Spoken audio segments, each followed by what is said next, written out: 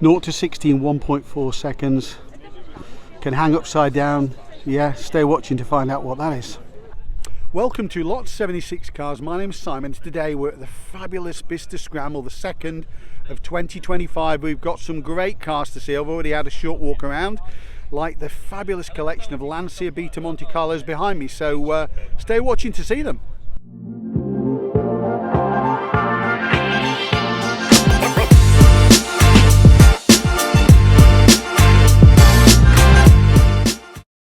So this must be the biggest collection I've ever seen of Lancia Beta Monte Carlos. We've got every colour. Celebrating, I think it must be the 50th anniversary. I think they were introduced in 75.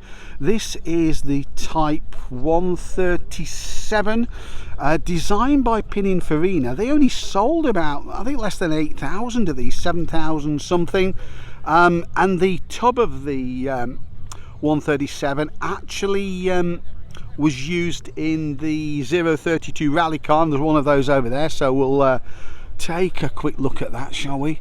I mean, obviously quite a different animal in rally format, but the collection of these cars, I mean, absolute shout out to the Lancia Club guys who've brought these cars here today, because they're absolutely epic. So in full Alan Mann racing livery, they ran the Works Ford team back in the day with much success. Those iconic colours.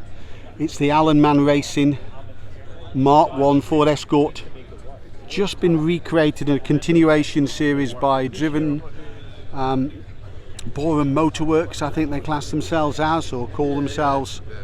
Wow, that is something else, isn't it? Absolutely something else, isn't it? Love that livery, love those wheels, very wide but quite tiny wheels.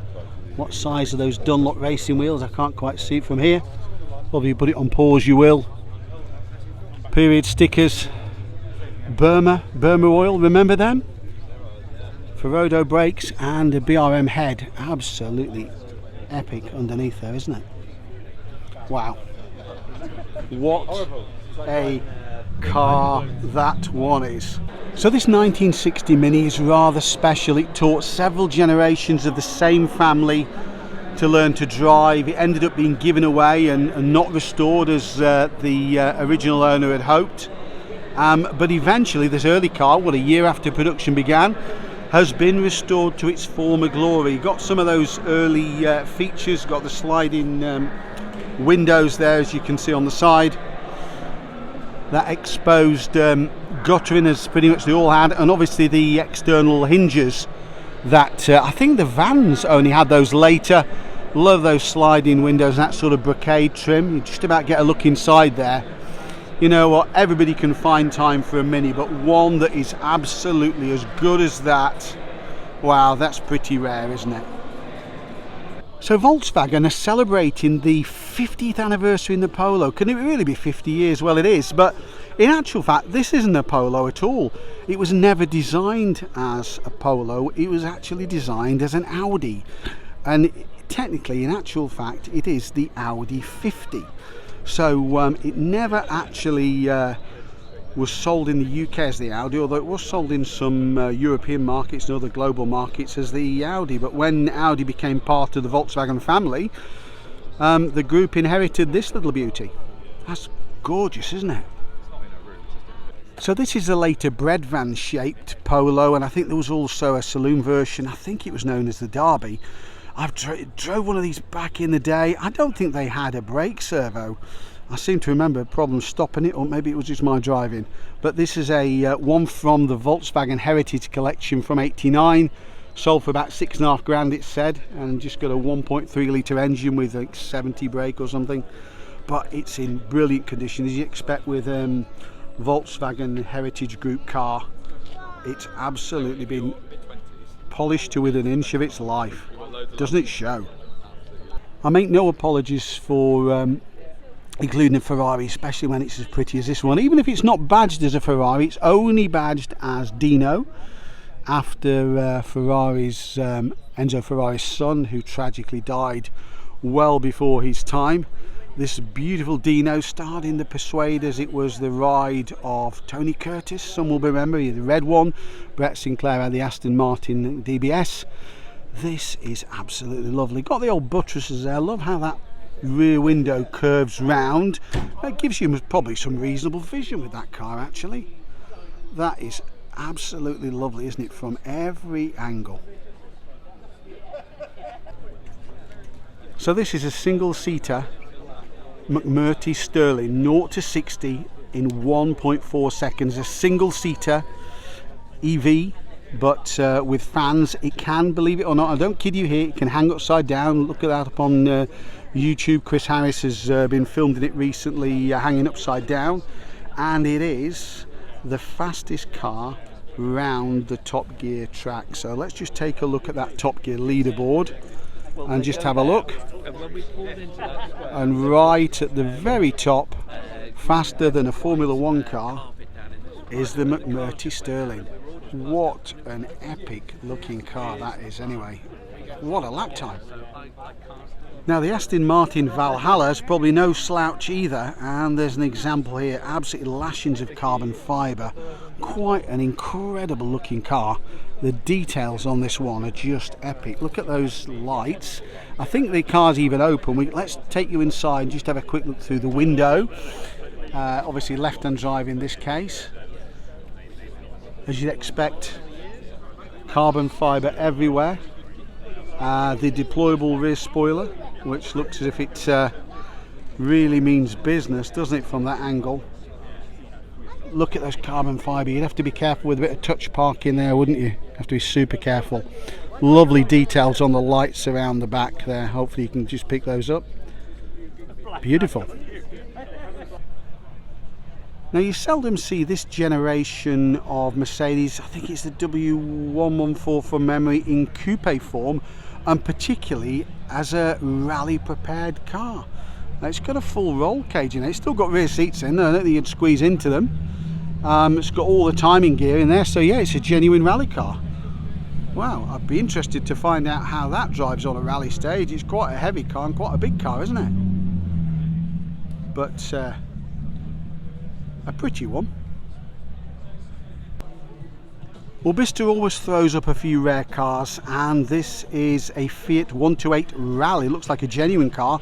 Dutch registered, looking at the number plate, potentially. Is it Dutch registered? Yeah, it's got a Dutch sticker in the back. It's certainly survived exceptionally well, hasn't it? These square box little cars did have a lot of rally success, and I'm really pleased to see that one. Looks lovely, doesn't it? So this E39 5 Series is an M5, and this particular car was featured on YouTube very recently in a test against the latest M5 and fared very, very well.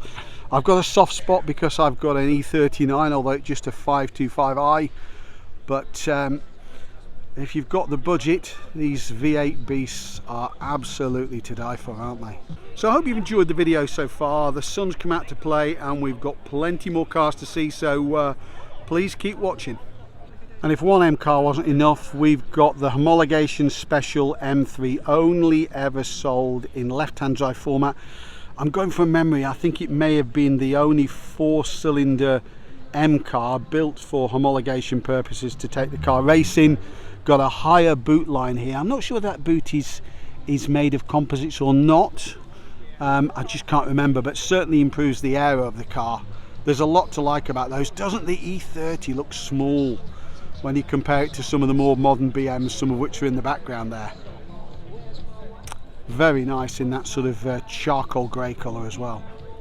So it's possible you might have seen this 280 SE S-Class on the channel. It's early-ish, it's a 75. I think production started of the S-Class as we know it, or Sonder Class Special, in 72. What an epic car this one is. I know it's Cypress green and it's sad that I know that, but there you go, one of those things. And Peter, I think the guy who certainly owned this before, is a member of the Mercedes-Benz Club, and it's been featured in quite a lot of Mercedes-Benz magazines over the years. So exclusive, expensive and hand-built as a replacement for the V8, long-running V8 series cars. that started, I think, in the very late 60s, Aston Martin produced this Virage. Now, you recognise the lights. I think I've been schooled that they were taken from the Volkswagen Santana. I'm not sure this had a absolutely incredible reception at the time. I think 5.3 litre V8 and then 6.3 litres later from memory. Apologies if I've got it wrong, stick it in the comments. The styling at the time sort of split opinion a little bit, but of course time mellows opinions, doesn't it, as we've seen on many cars. And what do you think of that today? Look at those tiny wheels. Do you like that? Put it in the comments, please. So based on the Aston Martin Vanquish S, Aston Martin produced just 10, yes 10, of these limited edition Red Arrows editions. Each car is numbered, and on the vent you can see this one is Red 3, so it corresponds to the numbers of the fleet numbers of the Hawker Jets they were based on. The colour is an exact replica of the colour that's used on the Hawker Jet by the Red Arrows. Out of the 10 cars produced, 6 of them are here today at Bicester. What a absolutely special set of cars they were. So this is the brand new Morgan Super Sport, recently launched. True to the Morgan ethos in terms of the silhouette, but absolutely very usable, much more refined inside. Look at that, you wouldn't necessarily think you're in a Morgan then from some angles, but still it's got things like air conditioning by the look of it, some beautiful instruments and dials in there, little steering wheel, I wonder what that's from, but still got nice touches like the chrome mirror round the back. It's even got a bit of aero on it as well, which is unbelievable, isn't it? So we get right down, we can probably see some of that rear diffuser there as well. Yeah, it's a Morgan for the modern age, loving the wheels as well. That actually, for me, that pretty much works. They've not over modernised it, and it doesn't have the cross-eyed lights that some of those earlier attempts at modernisation actually had. Yeah, I can go for that. Now sometimes the camera doesn't do a car justice, but this 105 series car, it's a 1750. Is it a GTV? I'm struggling with my Alpha knowledge there, but the original cars had this sort of step nose here on the front. This is obviously a later car. Beautiful, beautiful paint. Got those lovely cloverleaf badges on the side. I don't know if you can pick it up on camera, but it's been superbly appointed inside. What a gorgeous car. Beautiful, isn't it? So Roots with the Humber brand really produced some epic cars, and this one is an estate version. Now, like many estates of the period, were produced by Abbott of Farnham for Ford and others, but apparently I'm told, and I could be wrong, this was produced in-house by the Roots group, and I think the Humbers of this period really were very, very elegant cars, and I can see how you might choose one of these over a Rover. Oh, said it there, might have upset a few purists there. Love that wrap round, semi-wrap round rear window. What's that, split tailgate as well, before split tailgates were a thing? I am really liking that one. Do you like these sort of cars in the video? Please let me know. It's probably not the most refined car here today, is it? But it'd certainly make an entrance in that, wouldn't you? Wow. So this is a one-off Triumph GT6, and these, as you probably recall, will have the 6-cylinder engine. This was built by a coach builder, John Bonnet, and it is the only one of its kind, as it says. It's had a superb restoration. We'll just try and cut to that so you can see that a bit better, what the cars had done to it. And at the moment it's for sale for the princely sum of £22,000, and yeah, I think that's certainly quite an attractive car for some people.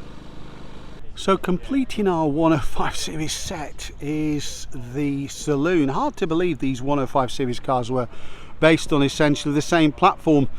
Many of these met a grisly end in the Italian job, but a few obviously survived. Right hand drive car, what would that be? A South African car. I love that really square rear window, it's hard to believe how well these actually handle. They don't necessarily look like it, do they? But this one is a Julia Super, it says. Doesn't it look nice? So this one-off 280 SE actually uses a transit colour, believe it or not. Sad I know that, but I had a chat with the owner in the past. He spent hours and hours restoring this car. I think it's an ex-US car. It does really work with that open roof, doesn't it? It's on an air suspension, but actually, for once, that does really appear to work. Definitely think that is a standout effort, isn't it? Now, before you throw your hands up in horror, yes, it's an EV, but it's the Renault 5, and quite honestly, out of all the EVs that are out there, all the faceless looking Chinese EVs that have landed, this one is probably the only one I'd actually put my hand in my own pocket to buy. And haven't they done an epic job with some of the details on that one on the back of the car? How they've built the heritage. You've got the lights built into the rear pillars, you've got the Renault logo on the some of the instruments, that's the drive selector, and you've also, on some of the versions, you've got this Renault 5 which actually shows you how the battery's charged and lights up when it's charging. Well, you know what, I'd certainly find room for one of those. Well, this certainly makes an entrance, doesn't it? It's a tribute to the Colin McRae, Nicky Grist rally cars of the period. It's got the full Telefonica movie star, I think that was a Spanish telecoms company, Livery Martini even, who we all know. They've done an absolutely very accurate job of recreating this. They've got the caps there. The interior looks like it might be from an ST170, but I can't quite be sure about that one. We've even got the roof, which is fully liveried as well. This is something else, isn't it, really? The owner really has taken it to the next level, hasn't he? Wow. Glorious, glorious car. So one for Alpha fans here is the SZ or Sprint Zagato. I think there was an RZ, which was the convertible version, built I think by Zagato, of course, and Alfa Romeo in a partnership. Didn't build too many of these. Some people considered it a bit of an ugly duckling, in actual fact, but again, time, as we say many times, time has mellowed. What do you think to that one, guys? Does that float your boat or not? There is always a great mix of cars here at Bicester, and proving it this time is this Grande Panda, available as hybrid electric as well, full electric. So, and this is the full electric version, but you know what, that styling sort of works in a way that the Renault 5 does as well. This one does. Look at those features. It's got the Panda pressed into the steel along the bottom of the doors. It's got those epic looking wheels. It's got some very practical wheel trims for a bit Italian touch parking there. We'll have a look around the back. It's got Fiat, the Fiat logo in there, some very prominent lights, again pressed into the steel. We've got that logo. Shall we have a look inside as well? Well, it'd be rude not to. It's open, isn't it? What's it like inside? Is it special? Well, it's certainly got that sort of back to basics feel, but brought up to date. Love those highlights. I think it's based on the platform, the Stellantis platform. Don't ask me which one, I can't remember at the moment.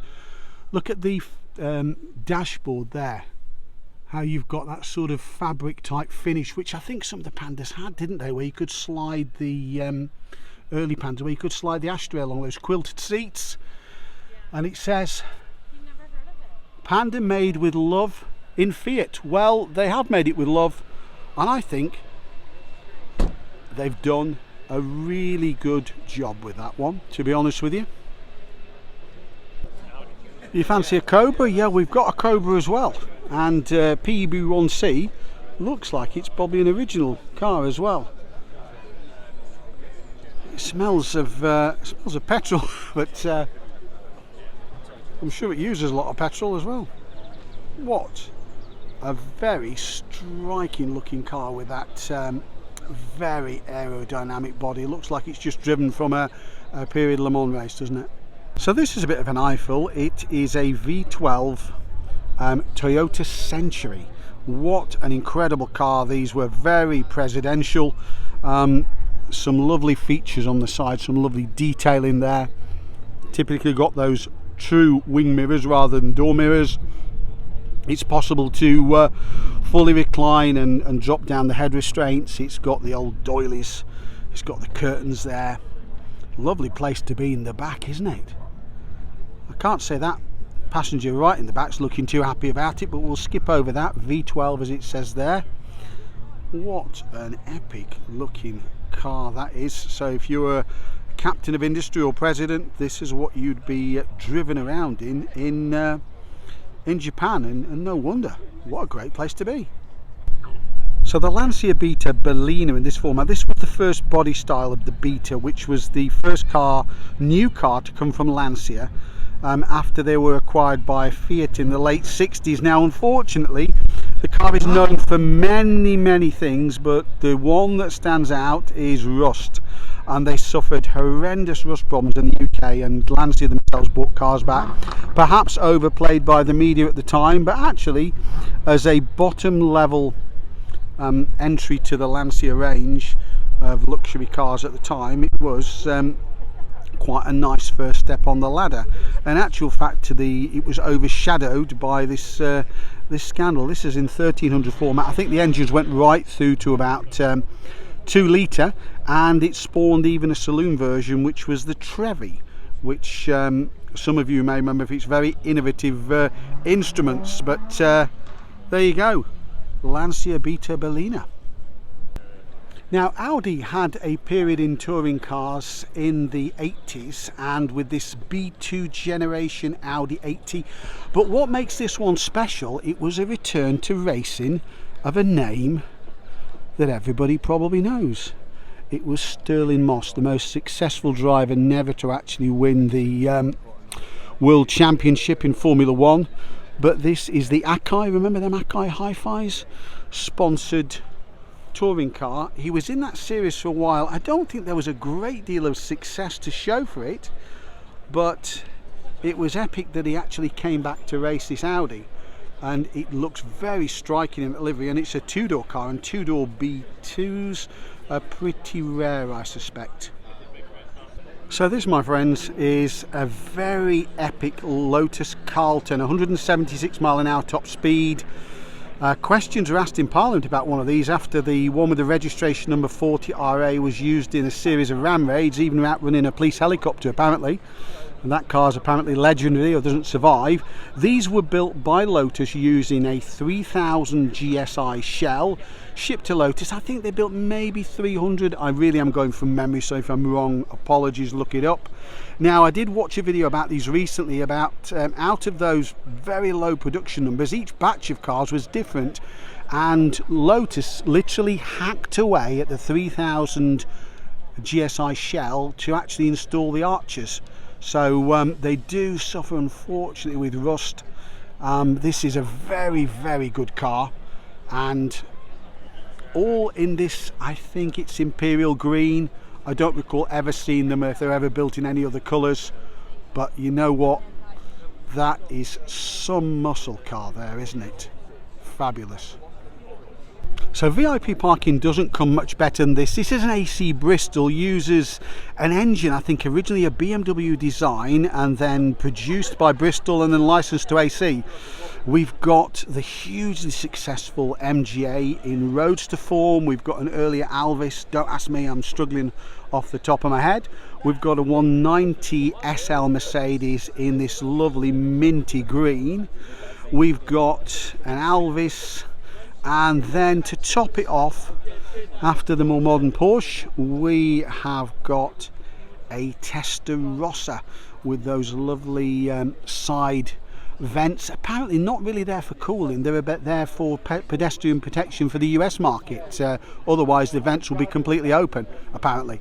Well, there you go. What a fabulous collection of cars, and what a great one to finish with.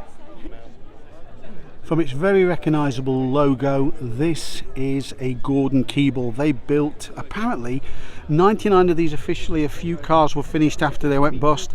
They had Italian styling, it had a GM source Chevrolet engine, it had a full order book even when they went bust, and unfortunately a strike with one of their suppliers who produced the steering boxes brought production to a standstill and they virtually starved to death. A few cars were built afterwards from parts, but that was the end of the Gordon Keeble dream. But what a fabulous Grand Tourer they were, and the survival rate is incredible because the body is glass fibre. Pretty much out of those cars, something like 90% of them survive, which is amazing, isn't it? Now at the other end of the scale is a Mazda MX-6. This was built on a platform shared with the Ford Probe. I think it was built in Arkansas or somewhere like that, at a joint plant with Ford. Ford had strong Mazda connections back then. Sold in small numbers here in the UK, still subject to import restrictions probably at that stage, and a certainly interesting sort of cab forward looking design, isn't it? So this E52 Z8 was probably one of Chris Bangle's better designs in my opinion, built as a bit of a present to itself, evocative of the very limited series 507s built in the late 50s, a commercial disaster, but these probably weren't much better, but a very, very iconic design. Wasn't this used in one of the Bond films? Some lovely, lovely detail features. I think it was not that well received initially, but I think again it's one of those cars where over time people really appreciate how good these were. Something like a 4.8, 4.9 litre V8. There was even an Alpina version of it. It's a lovely car, isn't it? A sort of boat tail design. If you look at the back of it, that sort of Alfa Romeo feeling about it. It's lovely, isn't it? So the ID Citroen, it's not a DS, it's an ID, and it was the poverty spec version to actually plug the gap between the 2CV and the DS, or DS for Goddess. This is a 1968 car. It lacks some of the features like the steering lights and the semi-auto gearbox. We're going to take a look inside. I didn't realise there's quite a step down, quite a deep footwell on these cars.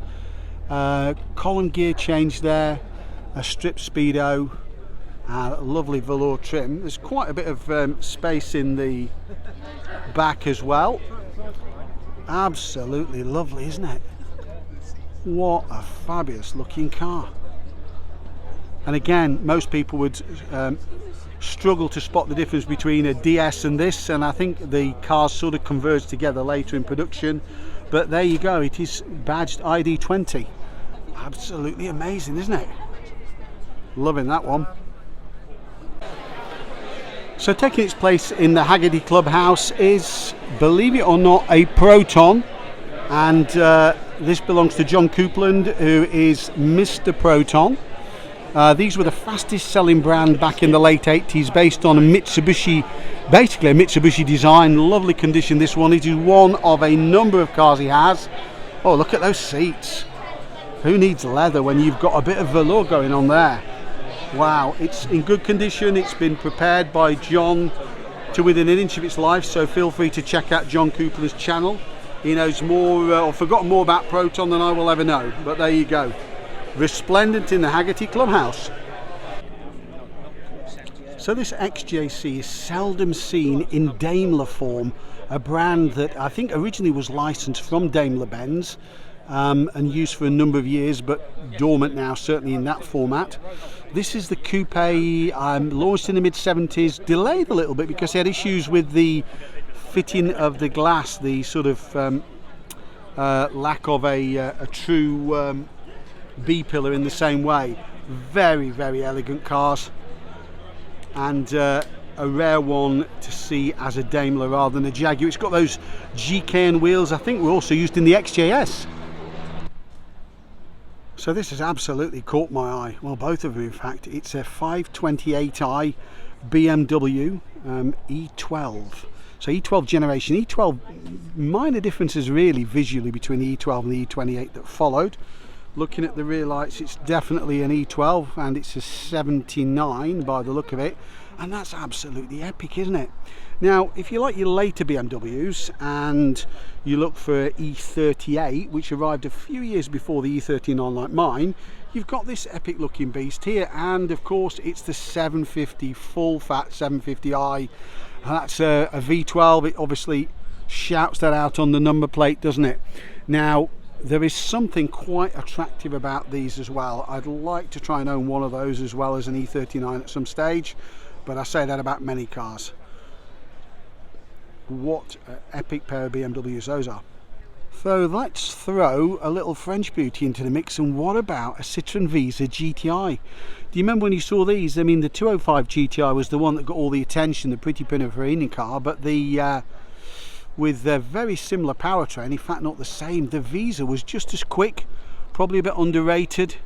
Well, it's got the period Moss security sticker on there. You all had that, even if we didn't have the alarm, did we? But there you go, original dealer plates and stickers. What a survivor that one is. So produced by a guy who sounds Italian, Alessandro De Tommaso, is the Tommaso Pantera. Now, in actual fact, he wasn't Italian, he was Argentinian apparently, but we'll forgive him for that. With American powertrains, weren't these epic cars? Look at the size of them Campagnolo staggered wheels on the back. Look similar to the fronts, but they're far bigger in actual fact. What an incredible car. They were sold actually in the US with Ford approval, believe it or not. And just try and get that full orange beauty in shot. Wow, don't think those came off a Marina, did they? There you go. And I think maybe, was it assembled by Gear? I don't think it was styled by Gear, maybe it was assembled by them. What an absolute eyeful it is, isn't it? So tagged by Max Power, remember those, as the nation's baddest street legal Nova, is this Courtney Nova 16 valve turbo, as if you needed more power in this little car. Pretty rare. I would imagine having this conversion done back in the day was a very expensive process. I can't imagine you're going to see too many of these Novas about. And that's the actual car that was tested. And for Alfa fans, we've got an Alfa 75. As many of you know, watch my videos, the doors were cannibalized from the previous Giulietta, turned disguised by that strip that kicked up towards the back, so it's a bit of a part spin special. Transaxle design, gearbox over the rear axle, drove very, very well handling wise. I have actually driven one long time ago, and it was the 75th anniversary present for Alfa Romeo to itself. Well, didn't they do well? So thanks again for joining me at the Bicester Scramble, epic as usual. Please like, share, subscribe, click on notifications so to be informed of my next video. And once again, as always, thank you for watching.